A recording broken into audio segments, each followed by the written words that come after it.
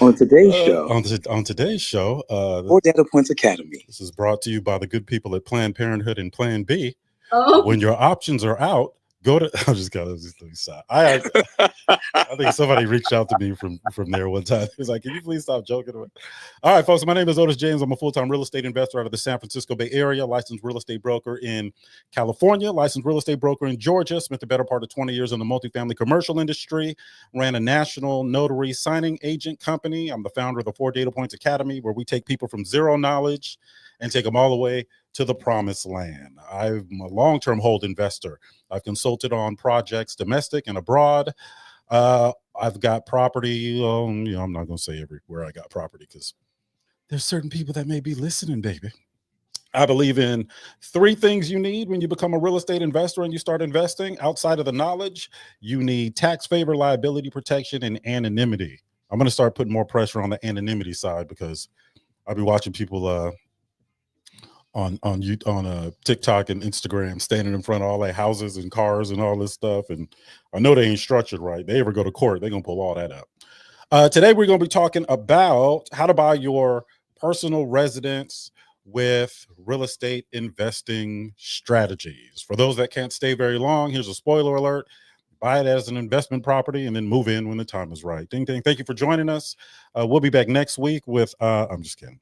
Tavares, tell everybody who you are, where you're from, and what you do, brother. What's up, everyone? I'm Tavares from San Francisco, well, from the Bay Area. Was that your wife in the background? That's my lovely wife, Amber. What's up, baby? Oh, man.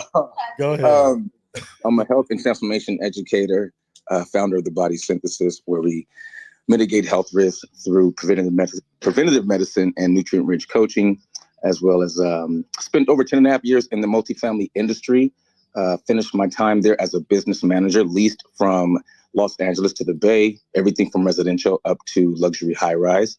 And then, of course, I serve as the manager of student relations here at the 4 Data Points Academy. So if you need anything, holler at me. I'll be monitoring the chat. So please, excuse me, ask your questions. Do not allow fear to dictate your decisions, especially in this room right here. You are amongst family. You are loved. You are seen. Let's get it. And I promise you, folks, I am way more polished when we're doing business than I am now. So, I heard somebody said, "Hey, how come every time somebody says, where are you from, and you guys from the Bay, you say the Bay Area, or somebody says it, you guys always have to make a sound with it." And I forgot somebody told me that, and then your wife just triggered the memory. She said, "I only represent the Bay when it's convenient, but I always got to make the distinction which part of the Bay I'm from. Like I'm not the part y'all see on the news. I'm on the other part. All right, with my white he's on the brethren. peninsula." Otis is out there by Zuckerberg, for those that are familiar with the peninsula. He's about maybe 10 miles from Zuckerberg. I'm just saying. Oh, Zuckerberg's in what, Atherton? No, he's in Menlo Park, Palo Alto. Oh, well, you're 2 exits away. Hey, let's not get it twisted. We are entirely different neighborhoods. Yeah. All right, folks. Let's get it. Remy, are you there? And shout out to Remy for helping me, man. Remy stays out in Central Texas, and I'm so busy. I can't always fly out to certain places. And Remy's part of our real estate family too. And he was able to go to court for me one time, a code enforcement hearing, and I was able to be on FaceTime in court. So shout out to Remy for having my back on that. I see GA down there. GA, go ahead and come up here. Tavares, can you bring a country fella up here? And I'm trying to get Michelle Riley to come up here too. Michelle, I didn't forget about you. I didn't forget about you. I got you. Yeah. Remy, tell everybody where you're from and what you do, brother. Absolutely. Hey, family, how you doing? It's your boy, Remy Jules here. I am all things housing, all things creative housing, alternative housing, and affordable housing. We specialize in utilizing housing for the purposes of serving those that are in greater need.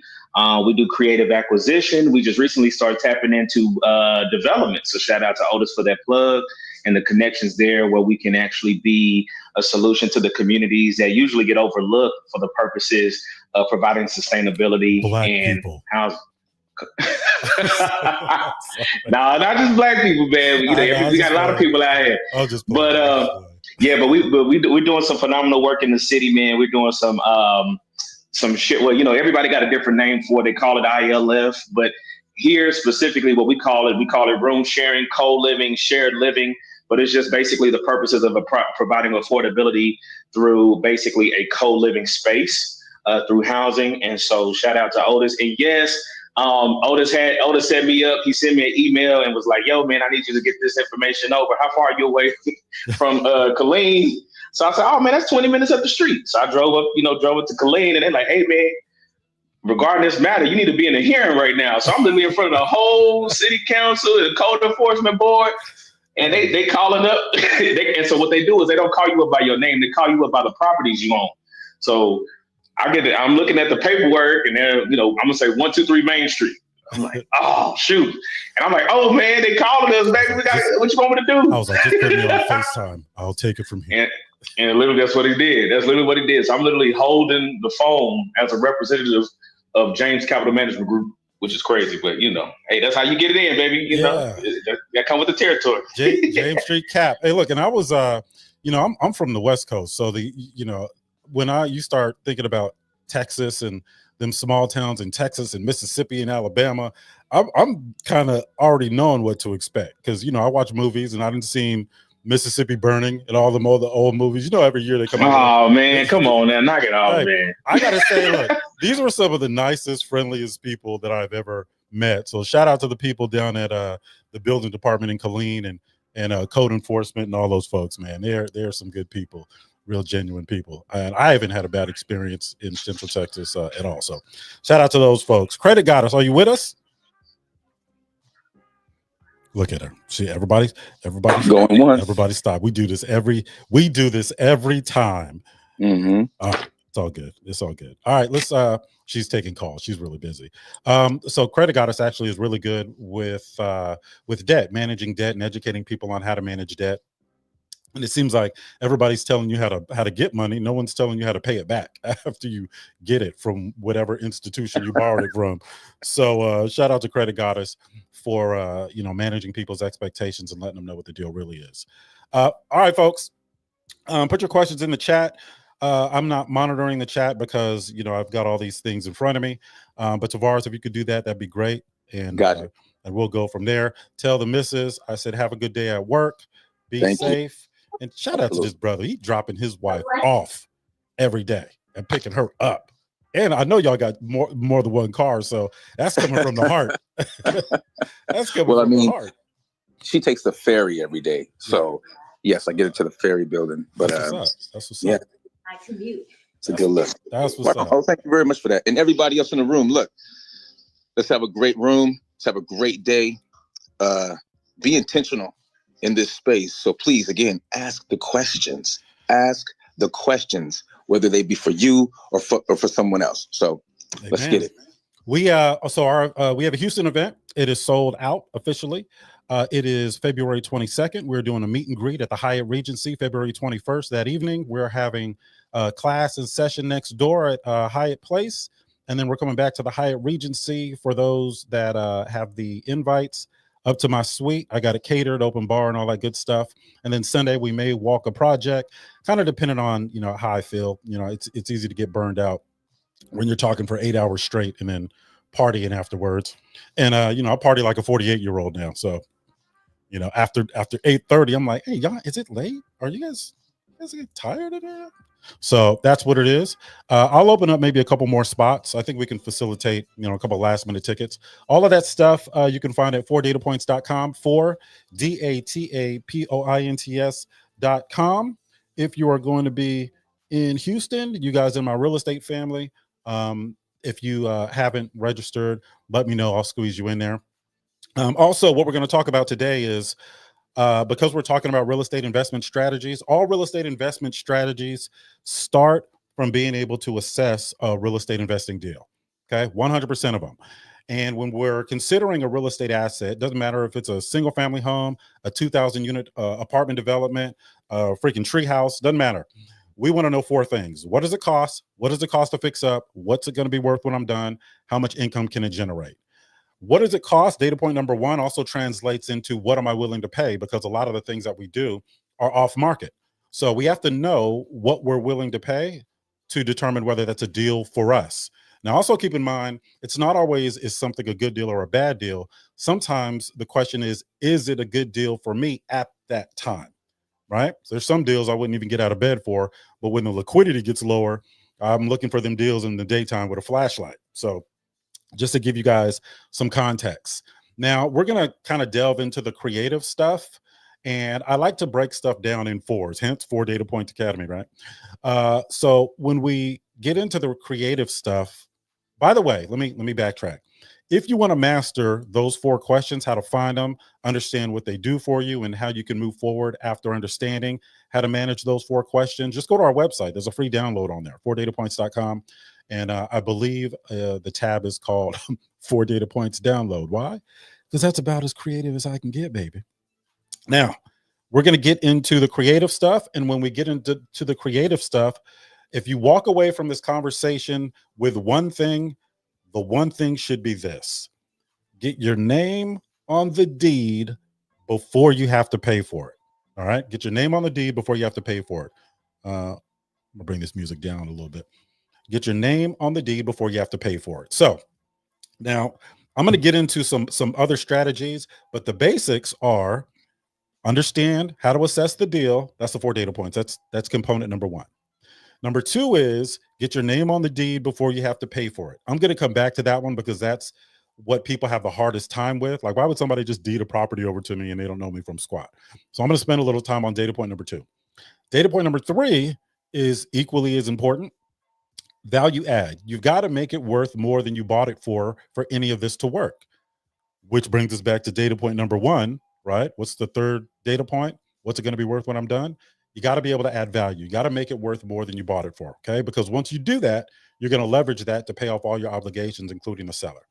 And then component number 4, and I'm going to go through them again. Component number 4 is exit strategy. You're either going to keep it or you're going to sell it. If you keep it, you're probably going to want some more favorable financing, something stable, something predictable, right? Because you have projections. If you sell it, it's just like it sounds. You're going to sell it, okay? Now, assess the deal, component number 1. Get your name on the deed before you have to pay for it, component number 2. Make it worth more than you bought it for, component number 3. Exit strategy. Either refinance it or sell it, okay? Those 4 things. So let's break down component number 2 first. Get your name on the deed before you have to pay for it. How do you do that, okay? Well, first of all, you never want to be in a position where you need people to trust you. The world we live in, if you need people to trust you, I don't know if you guys have turned on the TV or any social media or anything. No one trusts anybody nowadays, right? Everybody is weary of the other person. It's unfortunate, but that's the world we live in now. So you have to understand what that means to get your name on the deed before you have to pay for it. It means they're going to deed the property over to you. Now, there's some things that have to be in alignment. It's not just that easy. Now, if the property is free and clear, they don't owe any debt on it, it's a little easier, but you still have the trust component. And how you articulate it to somebody that's not a real estate investor is just as important, okay? So let's say I'm having a conversation with Annalise. I say, Annalise, let's say we're already in contract. I've already assessed the deal, right? So I gave her a purchase agreement. She agreed to sell it to me. And let's say I'm buying it for $100,000. I call Annalise. We're already in contract. I call Annalise and say, hey, Annalise, hey, look, I appreciate you working with me on this. I got some other projects going on. I'm going to have to bring in some funds from some of those projects. I think I may have a way to put another $10,000 in your pocket. You got a second? Did I call you did I call you at a bad time? Absolutely not. Yeah. No. No. Notice I asked if I called you at a bad time after I mentioned the $10,000.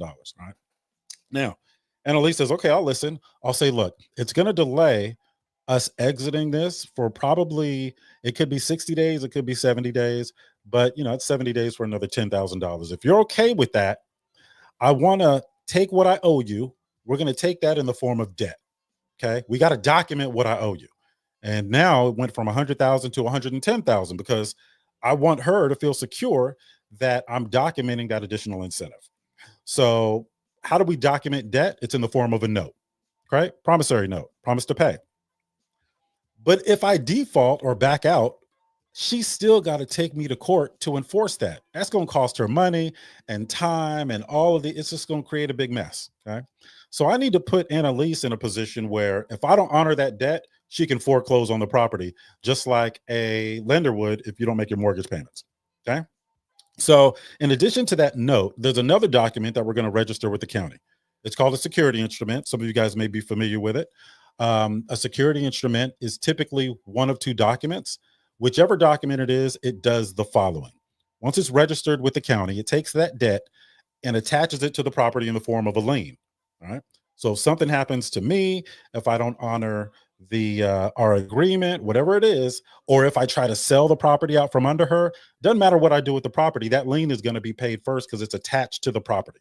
I can't do anything with, I can't even refinance it without that lien being paid off. So that is her security. So that security instrument, it's either going to be a deed of trust or a mortgage agreement. Some of you guys have heard the phrase, you know, secured by a note and deed of trust. And what determines which security instrument you use is the state that you live in, right? Some states use mortgage agreements. Some states use deeds of trust. I think there's like one or two states that use both. I don't know. It's one of them, those states that nobody ever remembers in the geography competitions. So once you have that documentation in place, now Annalise is protected, right? Now she feels a lot better. So not only is she protected, now she made another 10 grand on this situation that we're talking about, okay? Now, once I own that property, now I can borrow against that property, right? Because I own it. And when a lender is going to lend me some money on that property and they do their due diligence, they're going to see I am the owner of that property. Now, even though I haven't paid for it, I am the owner of that property. And they're going to lend me a percentage of what that property is worth, right? Or if we're talking about a hard money lender or an asset-based lender, they're going to lend me a percentage of what it's going to be worth, right?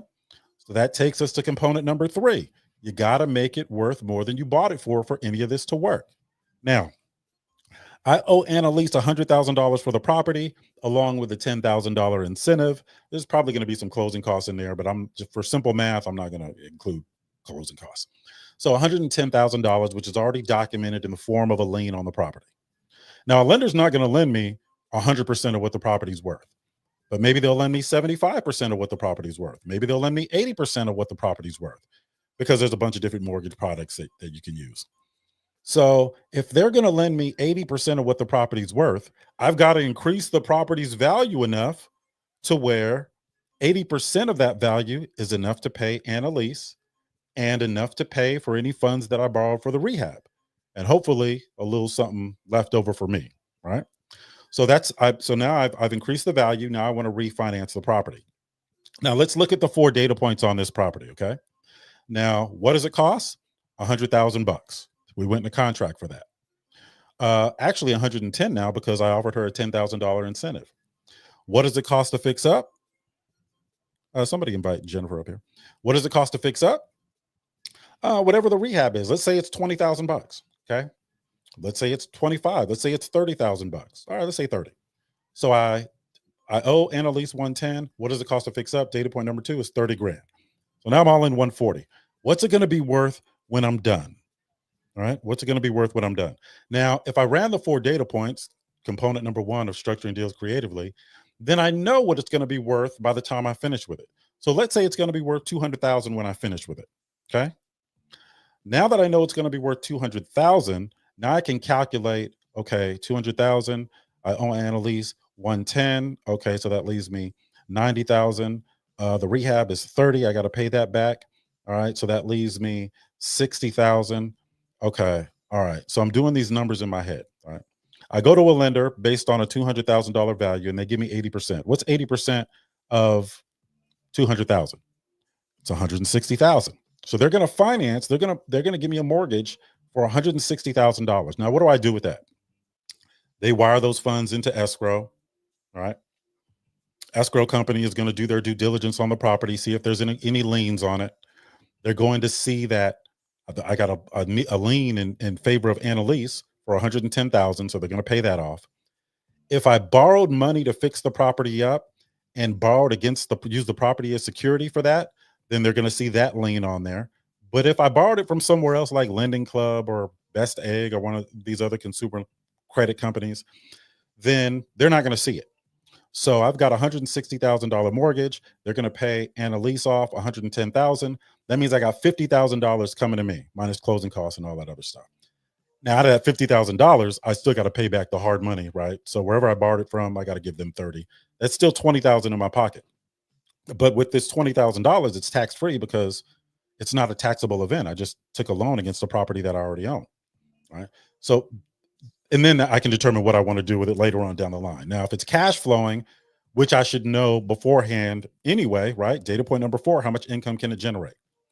4 data points. What is the cost? What is the cost to fix up? What's it going to be worth when I'm done? How much income can it generate? The 4 components of structuring a deal creatively. Component number 1, run the 4 data points. Component number 2, get your name on the deed before you have to pay for it. Component number 3, add value, be able to make it worth more than you bought it for. Component number 4, exit, either sell it or refinance it, okay? So now that I have this $160,000 mortgage, which based on my calculations, I knew that's how much it was going to be. And based on my calculations, I knew how much my monthly obligation was going to be once I secured that mortgage. Now I can weigh that monthly obligation versus the income that the property will generate. If it's cash flowing, great. Maybe I'll keep it. If it's cash flowing enough, then maybe I'll keep it. What if it's not cash flowing? Then I can just sell it and get all the equity out, right? Minus the cost to sell. Maybe it's only cash flowing a little bit, right? Maybe it's negative cash flowing a little bit. Now, most of the investors will say, I would never purchase a property that's, negative cash flow. And I understand what they mean. I understand where they're coming from.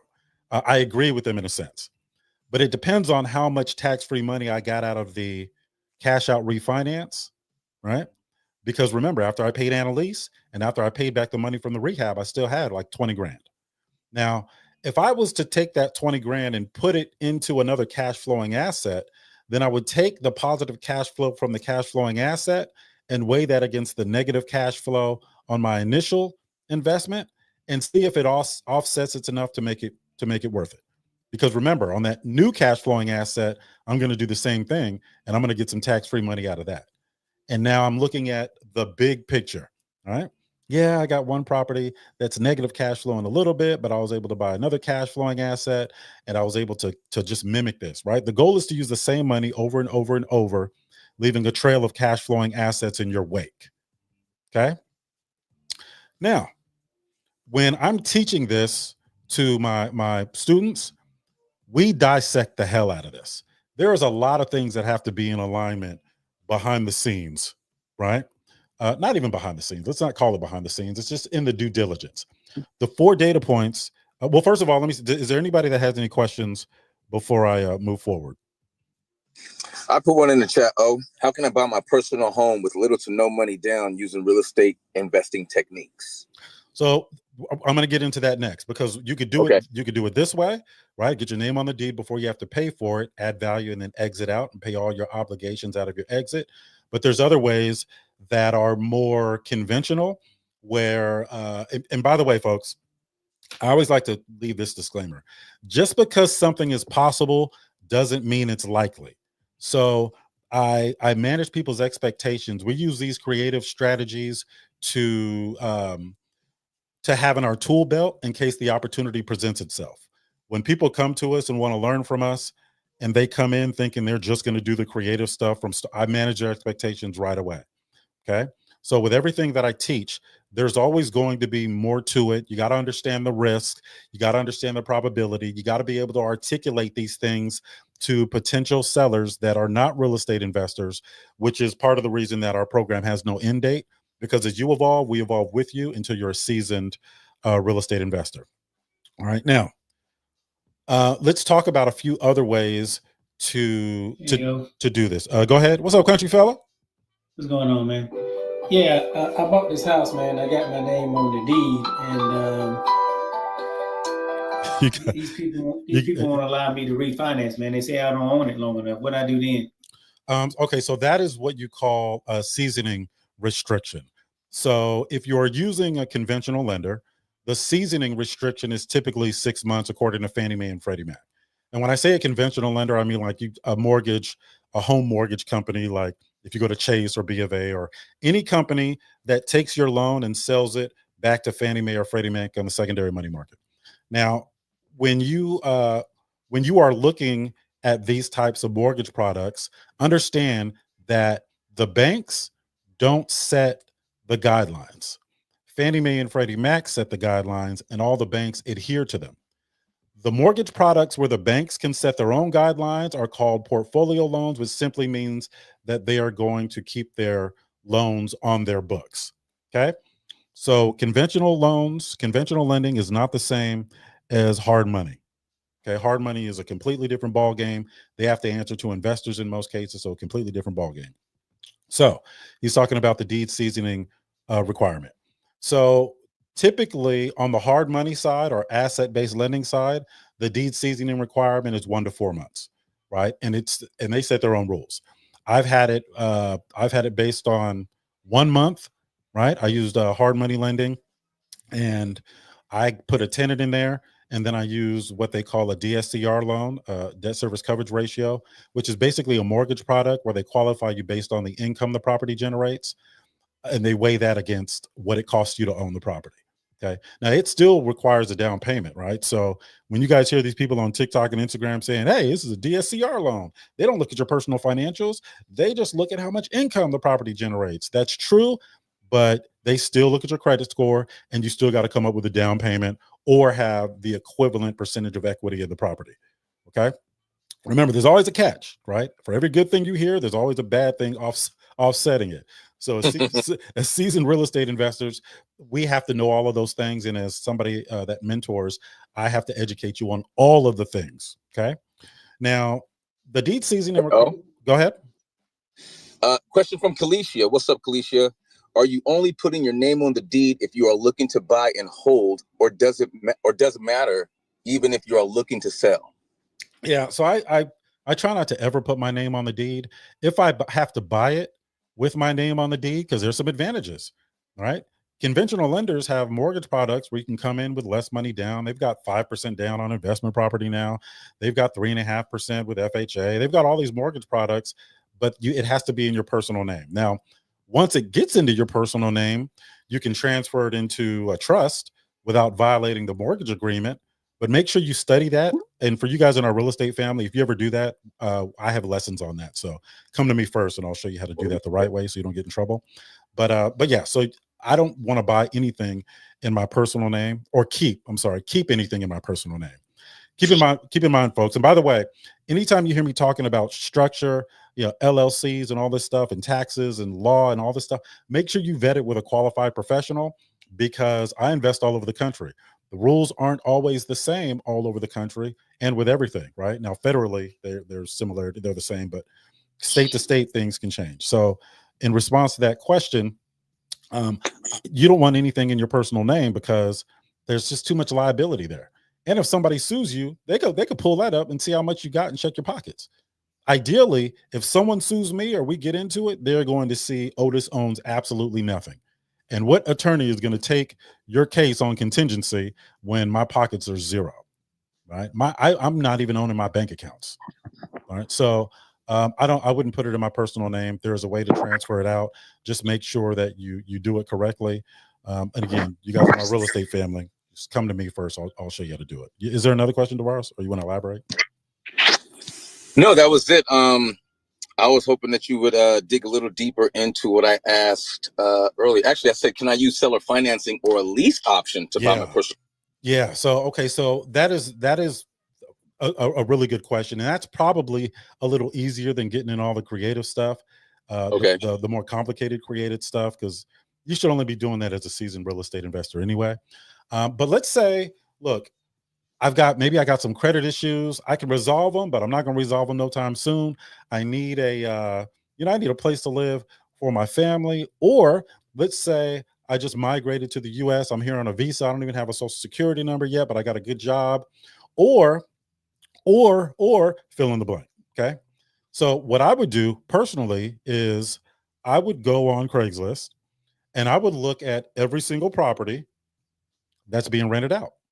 And I would reach out to those folks and ask them, hey, would you be interested in allowing me to rent your property and then maybe down the road purchasing it from you? See, don't get into all that. Well, are you interested in a lease option or is subject to and all that? They don't know all that stuff. And anytime somebody doesn't know, the answer is going to be no. Right. So I would say, are you interested in allowing me to rent it out for you, rent it out from you, and then maybe purchasing it at a later date? That is a lease option. Okay. You are leasing a property with the option to purchase it. Okay. And there's a way to structure that. Now you may reach out to 50 people and 49 say no. But what if the one person says yes? Well, yeah, okay, absolutely. Yeah, I would also say, are you interested? Could we do a 2-year lease? Some people are comfortable with that. Some people are not comfortable with that. Then say, all right, can we do maybe a 1-year lease? Can we do a 6-month lease? Right? So you can see that I'm a good tenant. Right? Now, once you do that, you initiate an actual lease agreement. In that time frame, you should be trying to get your credit right. If that was the reason that you couldn't buy a property yourself, you should be saving, putting something aside for a down payment. But on a lease option, you can negotiate it to where on the option component, when you exercise the option, which is a completely separate document, you can define the terms of the purchase when that time comes. Now, what I do as a real estate investor, if I'm the owner / landlord in a lease option, I will allow you to lease it for 1 year, maybe even 2 years. But keep in mind, folks, I was overseeing 3,000 units at one time, so my leases are going to have some rules and regulations. Right? So I'll allow you to do that, and then we'll structure it so you give me an option fee. You got to give me something up front, right? An option fee is non-refundable, and you're paying for the option to purchase it at a later date. And I'll even maybe raise the rent, maybe 3 to 4% above market, maybe. Depends on the area, the location, and where in the country we're doing this. But when it's time for you to purchase it, maybe I'll give you a portion of the equity that was built up over time to use as your down payment when you go to get financing, so you don't have to come up with a down payment. Essentially, you can just refinance in the property. And when you refinance into the property, a conventional lender is going to want to see 24 months payment history. So I can give you what you call a VOR, verification of rent, letting the lender know that you've made on-time payments for 24 months. Right. And now if the lender says, yeah, okay, well, we need 3.5% down. Let's say you're doing an FHA loan. 3.5% down is all that's required. Well, if I built up, if it's increased in equity 3.5%, look, I will give you the 3.5% gift equity. I will gift it to you. Okay. Now all you got to do is refinance into it. You can get a mortgage for 96.5% with FHA. You've got to meet all of their other documentation requirements, but now you don't have to compete with anybody. You're already in the property. It's a win for me because I know you're taking care of the property because you're going to own it. And after 2 years, if you decide you don't want to buy it, it's still a win for me because I got the option fee up front and I got above market rate. I was renting it out anyway. I got above market rate, maybe 1 to 4%, right? And then I can just do it again with someone else or just have a traditional renter come in there. Or if you're not ready, maybe there was some issues that you had getting your credit to where it needed to be. And it typically takes about 24 months to reestablish credit. Credit got it. You can correct me on that if I'm wrong, but it typically takes about 24 months. So now you're in a position to buy the property without a down payment, right? You've been gifted some equity, and now, boom, that's a path to home ownership. I'll give you another example of a situation where I got called in to consult on a development project, and we were meeting with city council and the mayor and some heads of banks. Okay. Because this was going to be a pretty big deal for this area. And I always position myself when I go into these meetings where I don't care how it goes. It doesn't affect me anyway. Like, yeah, I'll make some money, but I don't care. So I can be my authentic self, and I don't have to, that's why people always look at me and they're like, oh, he must be in charge because he's not saying much. He's just in the back observing everything. And then when it's my turn to speak, I'll give my actual opinion. So in this one particular meeting, the energy was like, man, we're going to make a lot of money here. There's a lot of opportunity here.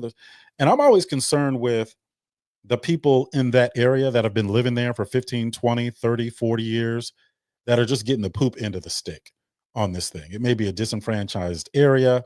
This one particular area should have been an opportunity zone, but the adjacent area, which was much more affluent, was an opportunity zone. That was backwards. So I didn't like that whole energy anyway.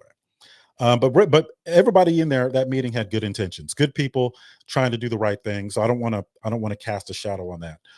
That's not what I'm saying. But we talk about, how do we get these folks a path to home ownership? They don't have the credit. They don't have the down payment. That area is disenfranchised. And it's going to get even worse, because when we start developing in this area, we're going to bring businesses into this area, because it wasn't just residential, it was some commercial too. Then what's going to happen to these folks when the prices go up and people start building and rents go up and all these things, everything gets more expensive. So I said, let's do this. And that was a question that I asked. This project is great, but what about the people that live across the street from the project? How are they going to benefit? So the agreement was, and it was an informal agreement. It wasn't in writing. We just got all the stakeholders to agree. The agreement was, I'll buy up a bunch of property from the land bank. Okay. I'll fix them up. Right. Using, I can use some of the creative stuff, or it's going to be easy for me to do that. And once I fix them up, I'll rent them out to the community. Okay. Now, if I would have stopped there, that's not helping the community. That is helping Otis. Okay. But the bank agreed that if they make their payments for 24 months, the bank would give them 100% financing with no private mortgage insurance, no PMI. So that was going to be a path to home ownership for them folks. And just because I am who I am, I wasn't going to try to increase I wasn't really trying to make a huge profit off that. I was just trying to create opportunities for some folks, because being able to create opportunities for a whole part of the city, for my reputation, that would have been worth way more than the money that it would have made. Right now, I wasn't going to do it for free. It had to be some profit in there, but that's a way to give somebody a path to home ownership. And you can mimic that by doing a lease option or getting creative with some of this stuff, doing seller financing. And I'll get into seller financing next. Can somebody bring, I see people that are raising their hand to come up, but I can't. I'll be honest with y'all. I'm doing this on an Android phone now. I got my iPhone in my other hand. So I don't know what's going to happen if I push any of these buttons. I'm bringing people up. All right. Real quick though, is house hacking a good strategy for buying a home? For buying my home? It's a strategy, right? Okay. Like, is it a good strategy? Depends on who you are. If Okay. you're, if you don't mind living next to other people, great. It's a good strategy, right? It's a good strategy for you. Me, I'm not living next to, I'm not doing that. Some people don't want to do it because maybe they have kids, right? And if you're house hacking, I would typically recommend, obviously duplex, triplex, or fourplex, because you can get the same financing from 1 to 4 units. It's just, I look at quality of life, right? Is it going to impact my quality of life negatively? And if it is, then I probably won't do it. But it depends on everybody else. I'll get in it. Okay. James, hold on one second. James, let me put you back on mute real quick, James. I got some feedback and I'm gonna come to you next, brother. Okay, I'm new.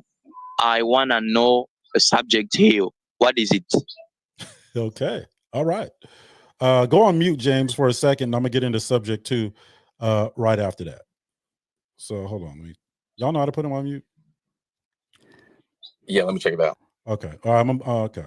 I'm gonna move you to the audience, James, because you're not. I don't think you're getting it, but I will get into subject 2. Thank you for asking that question, James. I forgot where I was. I was going with that. Oh my good. All right. Tavares, what was the question? What was the last question? Well, we were house hacking. Okay, so house hacking. Yes, house hacking. And someone real quick, and then Michelle, what's up, Michelle? She also asked if you can go a little bit in more depth. Yeah. She asked, what is house hacking? So go ahead. What is house hacking? Yeah, and thank you for asking for clarification, folks. I don't want to get in the habit of using all this real estate jargon. The goal is to teach people, so don't be afraid to stop me and say, hey, what does that mean? I think you'll benefit everybody by doing that. House hacking is when you move in to a property and then use the other rents in the property to contribute towards the mortgage. Right. So if you buy a fourplex, there's mortgage programs that will allow the income from the other properties to help you qualify for that. And then you stay in there long enough to meet to stay in compliance. Typically it's a year, depending on what mortgage product you use. Then you can move out and rent out the unit that you lived in. Now you got 4 units and you can, pull money out and go and buy another property or house hack again or whatever you want to do in that case. What was the other question, Tavares? That was it right now. I think you you covered kind of you said seller financing. Yeah, we're good for now. Okay, so seller financing is what time? How much more time we got? We got about 19 minutes. So seller financing is just another tool, right? But just because you can seller finance something doesn't mean it's a good deal. Now, I'll give you a scenario where you can get hurt seller financing, and by hurt, I mean hurt financially, by jumping into a seller financing situation and not understanding all of the other things you have to look at. Basically, 4 data points, right? So there were some investors and they had some non-performing assets and they wanted to free up from those assets because there was a lot of issues going on with them. So they sought out some new investors and said, hey, look, I got a property, it's cash flowing. By the way, folks, just because it's cash flowing doesn't mean it's performing. Once you calculate maintenance and all the other issues, it may not be cash flowing, right? But on the surface, relative to what it costs to own it versus the income that it generates, excluding maintenance, on the surface, it may look like it's cash flowing. So they approach unsuspecting new investors and say, hey, I got a property right now. You don't have to put anything down and it's cash flowing and I'll seller finance it to you. I don't care what your credit is. You don't have to go to the bank. That's really attractive for a new investor. So the investor says, yeah, I'll sign on the dotted line. Right? Let's say it's $100,000 property. Okay. Now I'll sign on the dotted line. I'm the new investor. Yeah, that's true. I got a $100,000 property. I didn't have to come out of pocket for hardly anything. Matter of fact, that investor the seller offered to pay the closing costs. They're going to be bragging about that one. So the investor, the seller, is no longer the seller and gets repositioned as the lender, and that debt, the seller financing debt, is booked on a note, right? Is evidenced by a note and a security instrument, deed of trust or mortgage agreement. That is when registered with the county. That debt gets attached to the property in the form of a lien. Okay, so the seller is no longer the seller. Now the seller is your lender. So 2 years goes by, right? And you're paying down on it. And some of these investors will allow you to do interest only, so the principal doesn't come down, right? So you get a call, 24 months is approaching. You get a call from your lender who was the seller, the shady investor. And he says, hey, how's it going? And you're like, man, hey, it's going well. Look, I was able to raise the rent after the first 12 months. I even did some Airbnb stuff, short-term rental stuff, maybe some midterm stuff, whatever it is, right? And the shady investor says, cool. So you're going to be able to exit. Okay. The new investor, exit. What do you mean? Oh, well, you have to pay off the balance next month. And the new investor goes, well, what do you mean I have to pay off the balance? You said that we amortized it over 30 years. Shady investor says that was the amortization schedule. That's how we determined what the payment was. We calculated it over 30 years and did the math based on a 30-year loan. But there's a balloon payment in the note that you signed on, right? You signed off on this note. There's a balloon payment. A balloon payment means whatever that date is of that balloon payment, that's when you have to pay off the remaining balance. Now, a balloon payment by itself isn't a bad thing if you can pay off the balance by exiting. Typically, people pay it off with a refinance, and if they can't, they sell the property. So the shady investor says, yeah, it was right there in black and white. So the new investor says, okay, all right, cool. Let me go ahead and let me call my bank and let's see if I can, refinance. Well, if the property didn't go up enough in value, because remember, a bank's only going to give you a percentage of what it's worth. If the property didn't go up in value, let's say the bank will only finance 80% of it. Well, you got to come in with that other 20% to pay it off. And if you don't have that, guess what happens? All right. So you may not be able to get financing because you didn't run the 4 data points in the beginning. And data point number 3 says, what's it going to be worth when I'm done? And you would have seen you couldn't have added enough value to bring in third-party financing later to pay off all of your obligations in the event of a balloon payment. So the shady investor says, hey, look, I understand you sound like a good person, right? And I understand that these things happen. And I'll be honest, I kind of like you, right? I see myself in you. They always got a story, right, about why they're being so kind. So I'll tell you what, let's just renegotiate it. Okay. Let's just renegotiate. You can refinance it through me. So I'll reseller finance it to you, and we'll have a new note with a new security instrument. What do you think the terms are going to be on that, that note compared to the original terms? They're going to be a lot less favorable, especially if you brag to the shady investor about how well you were doing. That interest is going to eat up all that profit. So what are you going to do? Okay, well, shoot, you know what? I'll just sell the property then. Okay, great. You can sell the property, but you're selling it at whatever the market value is, plus the cost of the sale, and you still may have to come in with some money. All right. So seller financing is great. That's just 2 documents. But seller financing by itself does not make it a good deal. Okay. Seller financing by itself does not make it a good deal. Now, is there any questions about why that scenario happened the way it did? None in the chat right now, but we have another question now. Okay. Go ahead. Can I buy my home using real estate investing strategies if I have bad credit? Yes. Okay. Hey, guess what, folks? The real estate investors, look, sometimes your credit will take a hit, and it could take a hit for reasons beyond your control. There could be some unforeseen things at one of your projects, and you've got to put some materials on your personal credit card. You increase the balance on your personal credit cards. Guess what happens to your utilization? That goes up. Guess what happens to your credit score? That goes down. That could impact your ability to get financing somewhere else. Like I've seen it all, right? I've been victim of it all, right? Now, you can use the same structuring deals creatively method, but your exit is probably going to have to be a sale. Now, remember, structuring deals creatively was 4 components. We assess the deal to make sure we want to do it at all in the first place. Get your name on the deed before you have to pay for it. Add value, exit. If your credit is an issue, you may have to exit with the sale because you don't have the credit to get financing unless you get financing from investors and pay them a return. I've done that before. So there is a way to do it, but you got to be seasoned.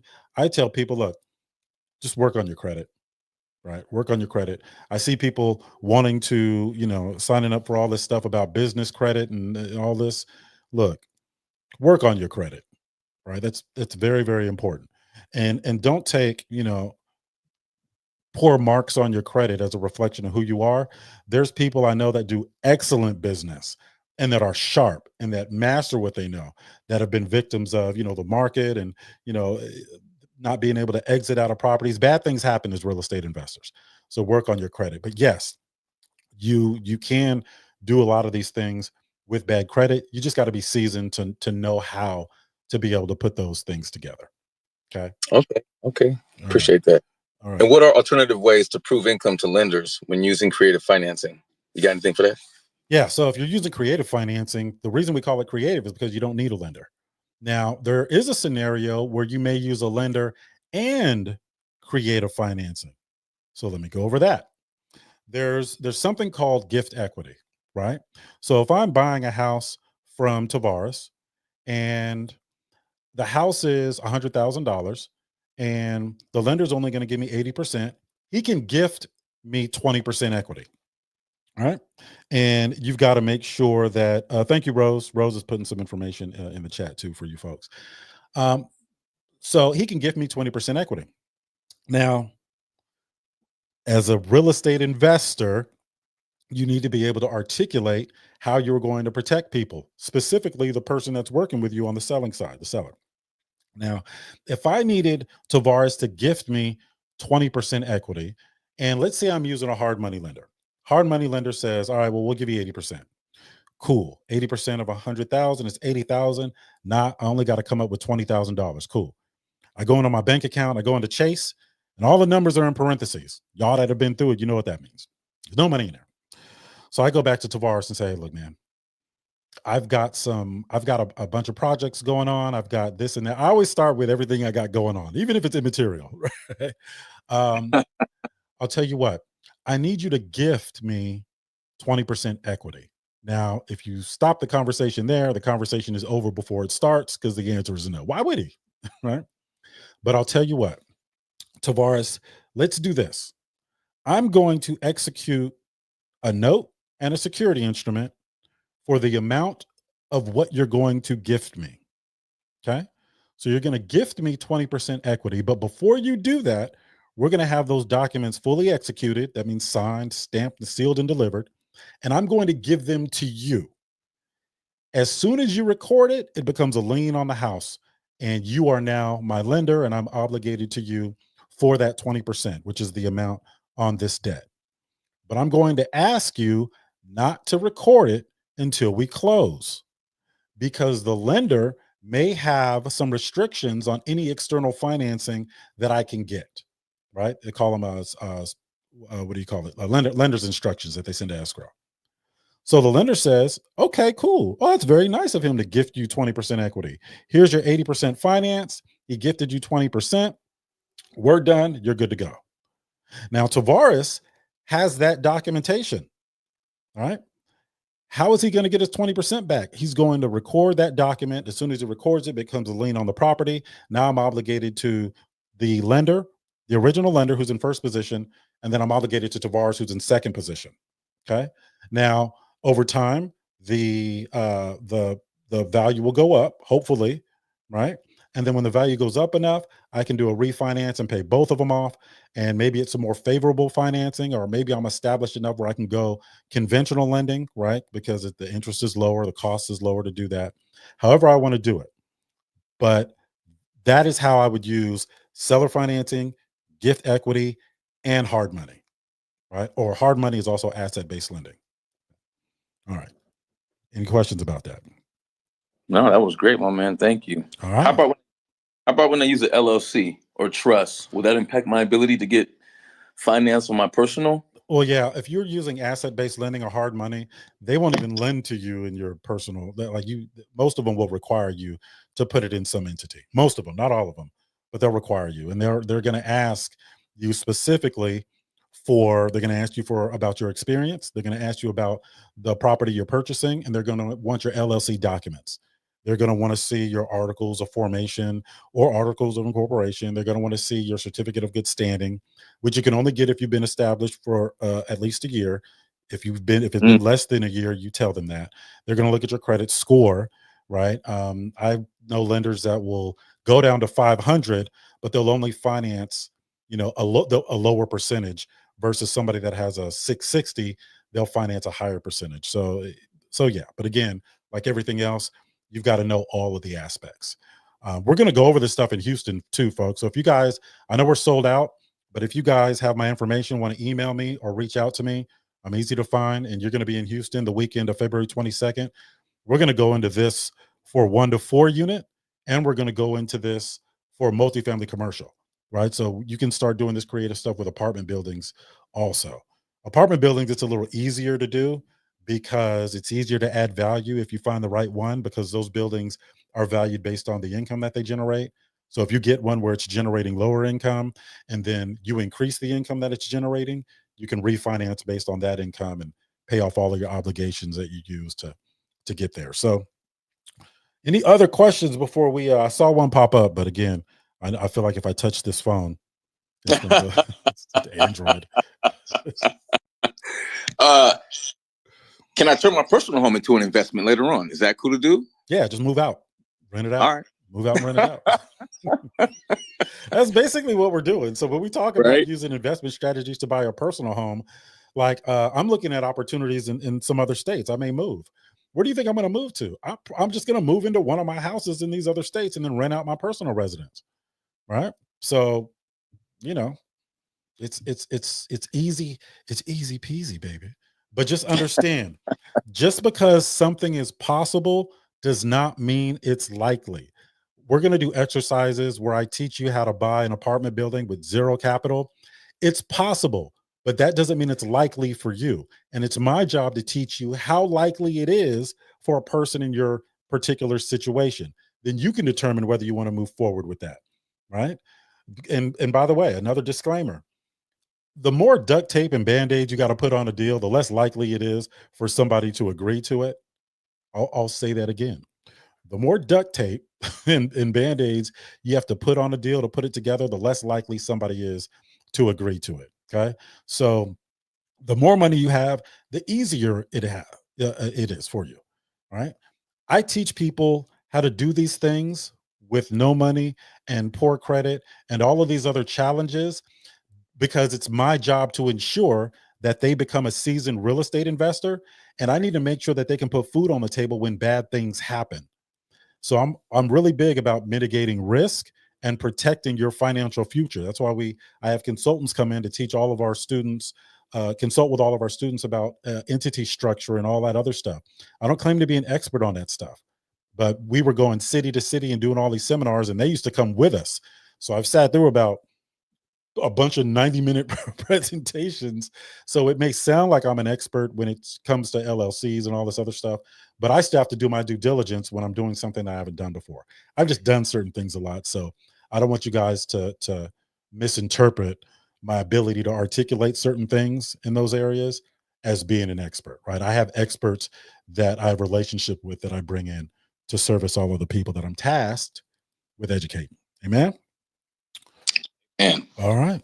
I got time for what are the tax advantages of purchase. I'm not going to get into the tax advantages right now because that's a much longer conversation. From a high level view, if I'm purchasing a rental property, I'm writing off the interest on the mortgage. I'm writing off the cost to sell when I sell it. I'm writing off management fees. I'm writing off insurance premiums. I'm taking depreciation over the next 27 and a half years for a 1 to 4 unit, over the next 39 years for a 5 unit and above a commercial property. So there's a lot of benefits. If I own a property, it's my personal residence, I can utilize what we call the Augusta rule.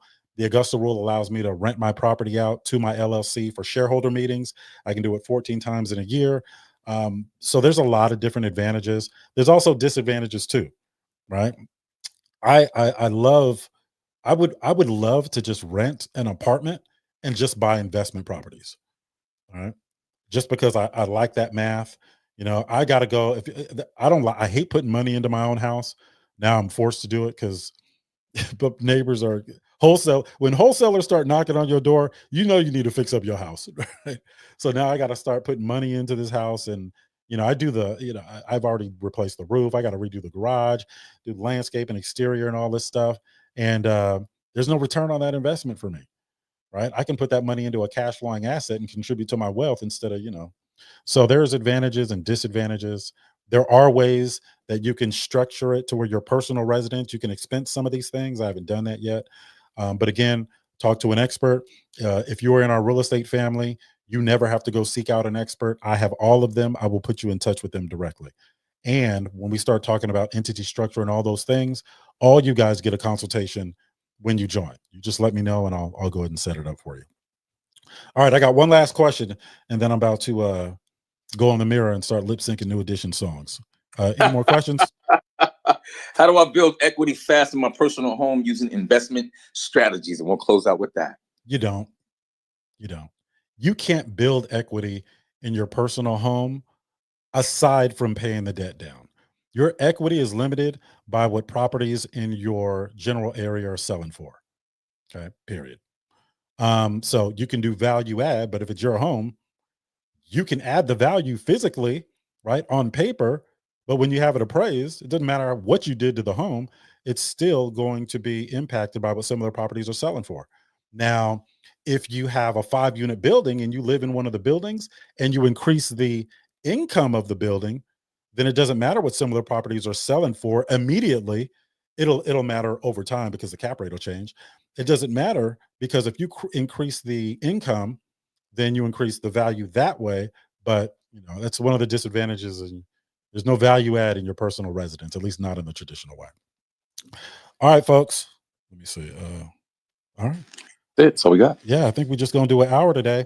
If you want to learn this stuff, join our real estate family. Go to our website. Our pricing is right there. I'm going to remove. We have some programs that are more expensive that I'm actually going to remove from the website. And I'm going to save those programs for people that are already in our real estate family because those programs are expensive. And I don't want people getting into certain programs without me training them first. And I think I'm going to remove those. But reach out to me if you guys want to schedule a call. I think you should vet me just like you vet everyone else. If you don't know what questions to ask, the tough questions, I will give them to you to ask me on these calls. right? Everybody and their mother is out there, you know, selling real estate education. Our program has no end date. Other programs do. That doesn't mean that they're bad programs. It just means it costs them too much to allocate time and resources to you in perpetuity. I'm banking on I can turn you into a real estate investor, right? Sooner than later. All right. So if you want more information, 4datapoints.com. My name is Otis James. We are about to get out of here. All the information's on our website. So our upcoming event in Houston's on our website. The free 4 Data Points download that's going to teach you how to assess a property is on our website. Thank you to you guys on Clubhouse. Michelle Riley, I didn't forget you. I'm going to look for that and I'm going to send that to you.